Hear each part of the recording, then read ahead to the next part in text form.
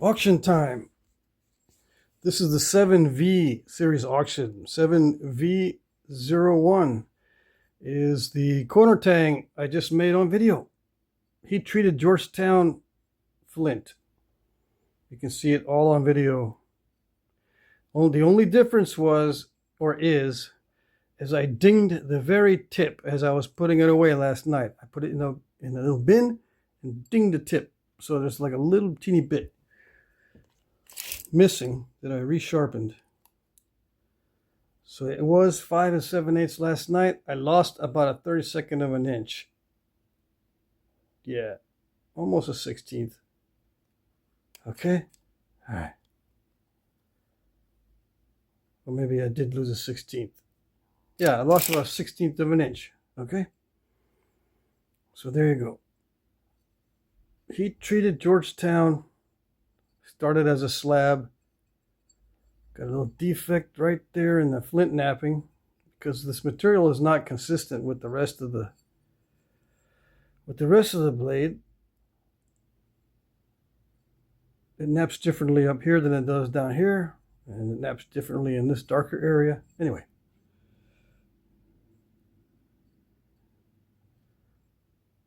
it's going to look bigger than it actually is too. Let's see, what can I use? All right, let me get something that's a common size for everybody. Yeah, I did remember. Okay.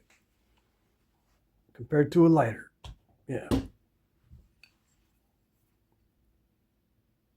Okay. It's just as wide as the lighter. All right, there you go.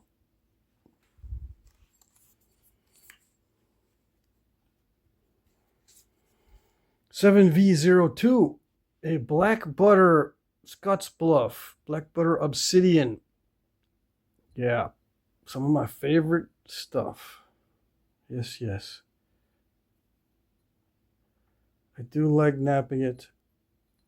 This one wasn't too bad as far as crushing goes, but I can't spend too much time sharpening these because it ruins the flake pattern. Yeah, I just got to pick at it a little bit. Because if I pick at it a lot, it ruins the flake pattern. Okay? This one is 4 1/8. Okay? Size comparison. And it's not translucent. It's that opaque black butter Obsidian. High grade stuff. Yeah. It's not on video. I did it off camera. I did grind it around the bottom here on the stem.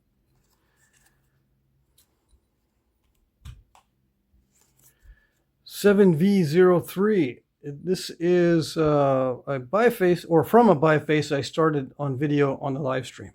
Yeah, this is Texas Chert Road Rock turned into a Scotch Bluff.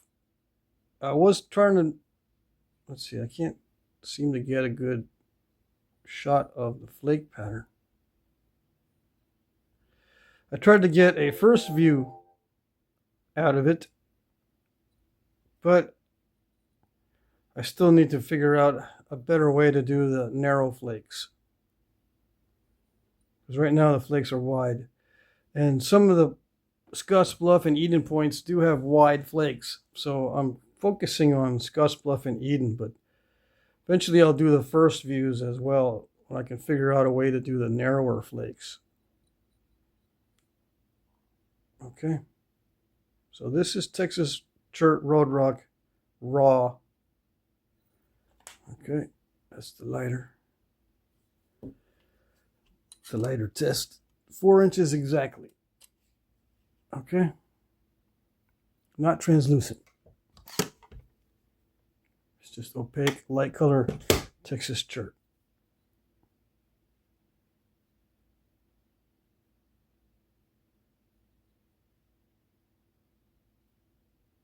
Alrighty, okay.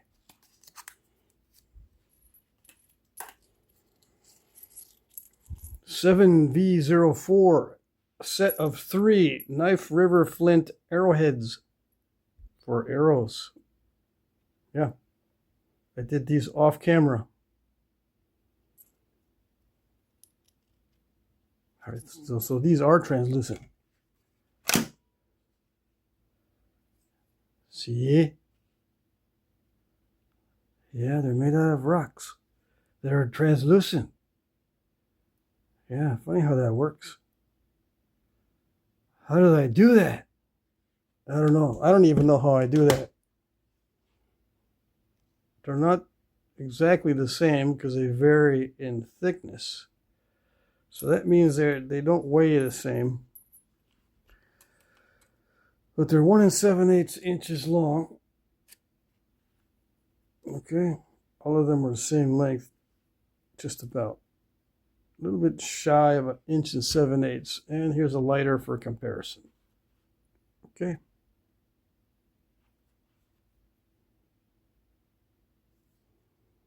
Dude, that lighter looks huge. Yeah. My hands are small. All right, so what do they weigh? Good question. I forget.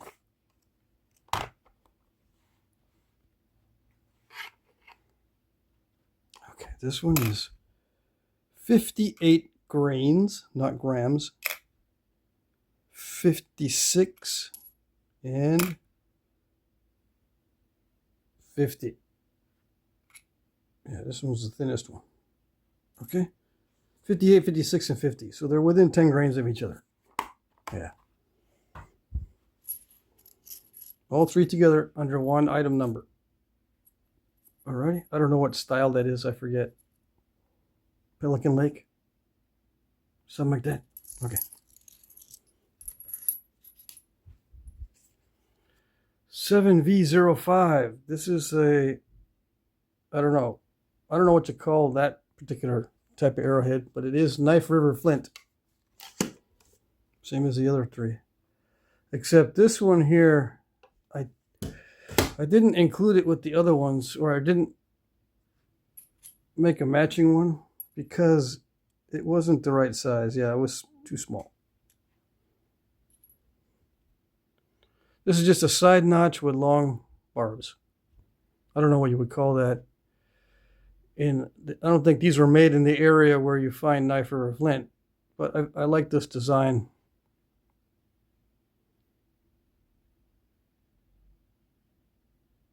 So I made one. The notches are not perfectly symmetrical.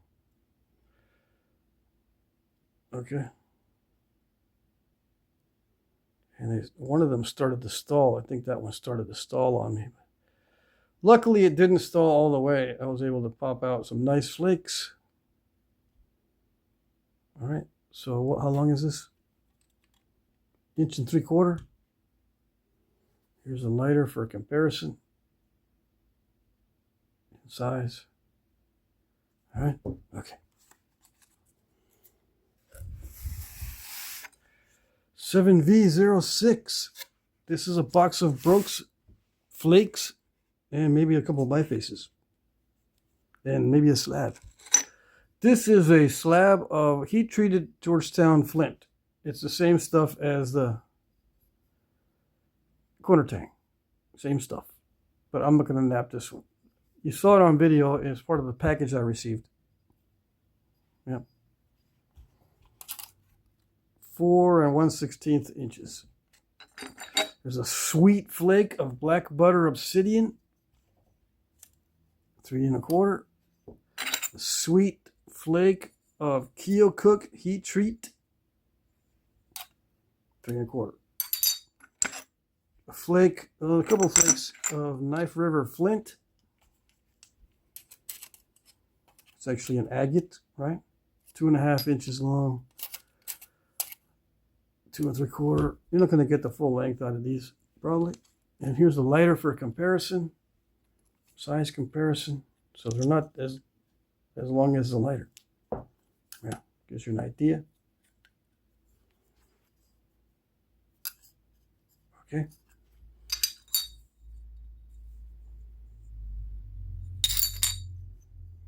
Hope that helps. Sweet flake of Texas chert. I don't know what kind it is, but it's not a high grade stuff. It's just a regular Texas chert. This is from the same stone, but this is a higher grade. Another sweet flake, although it is kind of curved. This is a piece of amoeba chert. Yeah, how long is the lighter? 3 1/4, including the full length. Anyway, amoeba chert might have a crack in it, but that's the thickest flake that I have of amoeba chert. Biface of the same stuff that this one is made out of. Item number 7V03 is made of the same stuff. It's the Texas Road Rock I did, or I reduced down on live stream video. Yeah. It's not high grade stuff, but it is nappable, right? It's not bad. It can get a little crunchy though. Heat treat Oregon Jasper. Okay. I broke it. It was not my fault. Nope. Something with the interior defects. So hopefully this does not have any other interior defects. It's got some nice color to it. I received this from Brian Olson, I believe. This one I made this morning, but I didn't like it. It's like an Eden Point, but I didn't like the way it turned out. This is Knife River Flint. And it is technically finished. But yeah, I got tired of it and I didn't like it. It's got a defect right there. It's not, I scooped it right there, so it's not symmetrical from the side view because it's got that scoop out right there. And I don't like the flake pattern. This particular piece was not cooperative, so it's in here. A little over 3 1/4. Yeah. 3 3/8. And a couple of fails on making smaller points. This one here is, I believe these are both Knife River Flint. Yeah. Just different tones, I suppose. Yeah, this is a darker, much darker Knife River. This is a lighter translucent one, similar to these arrowheads over here. Yeah.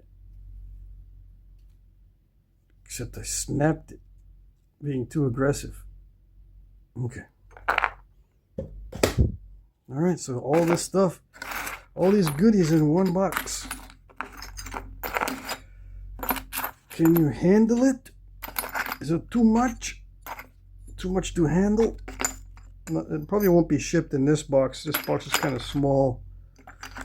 Yeah, I'll put it in a bigger box. Okay.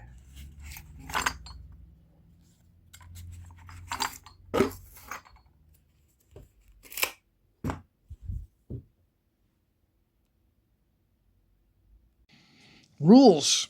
Okay, these are just a short version of the rules. I'm using these little note cards. Okay.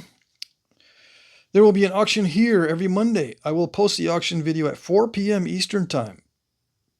Okay, I'll try to get it posted at 4 p.m. Sometimes I might be late. And it will end at 9 p.m. Eastern Time. Every time. That I won't be late on. Okay. You bid in the comments section. If you're not able to post a comment, you will not be able to participate in the auction. You bid under one or more of my pre-populated comments. Please include the item number if you're not sure you placed your bid in the correct place. Okay, kind of self-explanatory. Try not to bid at the last minute. I'm using YouTube's time tracker and it's not always accurate. Okay, just fair warning. Okay, I reserve the right to call the winner as I see fit in any case. Right? Okay, so there's been issues where it's been very close and people have been bidding at the last minute, and sometimes YouTube says you're late, even though you and I both know you're on time, but I got to use a time tracker that everybody sees. So that's why I use YouTube's time tracker. All right? Okay. Look at my previous auctions to see how they work. If you have questions, you can email me or post your questions in the comments section. So my email is jackcrafty2@gmail.com. All right. There is a description of the auction in the description box. I also post this short video clip every time in case you don't like reading. Yeah. There will be a hard close of the auction at 9 p.m. Eastern Time. It depends on your time zone, though. It ends at 8 if you're on Central Time, 7 if you're on Mountain Time, and 6 if you're on Pacific Time. Make sure you account for your time zone. Okay? All right. I will begin announcing winners 1 minute after the top of the hour. It may take me up to 45 minutes to announce all the winners, though. Okay, so give me some time to announce all the winners. I will start at 1 minute after the top of the hour because I refresh the comment section to make sure I see everyone's comment and I know what time they bid. Okay. I will hit the heart button if you win. This is the only notification you will receive. There is no private messaging in YouTube. And I will not hunt you down on Facebook or anything like that to announce that you are the winner. I will put a heart on the winning bid. I will heart it or love it or whatever it's called. Okay? All right. As a last resort, I can bid for you if you contact me before the auction ends. However, I will not bid for you closer than 5 minutes prior to closing. Okay? So keep that in mind. Again, my email is jackcrafty2@gmail.com. You can email me if you're having trouble. You can bid as many times as you like. I will only charge you the amount that beats the next highest bidder. This helps to prevent sniping. Okay, so if you're not sure what that means, just look at previous auctions. You'll see that some guys bid a lot toward the end of the auction. They start putting in bids at the last minute just so someone won't snipe them for like $2. You know what sniping is, right? If you don't, then I don't know what to tell you. Let's see. Did I skip one? No. I will hit the like button if and when I see your bid. It may take me a while, but as the time approaches the closing, I check more frequently. Okay, so this is how you know that I'm seeing your bids or comments. I will hit the like button. Okay, this is very important, especially if you're new. If you suspect that your comments or bids are not being seen, try asking if I see your comments bids. You ask in the comment section. If I don't respond, I can't see your comments or bids. All right, pretty obvious. So if I can't see your comments or bids, you got to try something else, like restart your phone or use someone else's phone or get on your computer to try to bid, or send me an email. Figure out what's going on, because it's usually on your end, right? Yeah. So just try different methods to try to get your comments visible. Shipping is free in the U.S. International shipping is discounted but not free. Okay? Free in the U.S., but international shipping is not free. It's $10 extra for a light package, 1 pound or less, and $20 extra if it's heavier than that. Okay? So your international shipping is discounted, but it's not free. Shipping is free in the U.S. I ship all items through the U.S. Post Office. I will always provide tracking numbers. I will issue refunds if requested. Oh, yes. If you are the winner and you're new, you'll need to email me your name, your address, and preferred method of payment. Or you can ask me what I prefer. I usually prefer PayPal, but I have different payment methods that I use. I accept Venmo, Cash App, PayPal.me, Zelle. Okay, just we'll arrange this in the emails. Okay. Okay, that's it for the cheat notes. Good luck, everybody.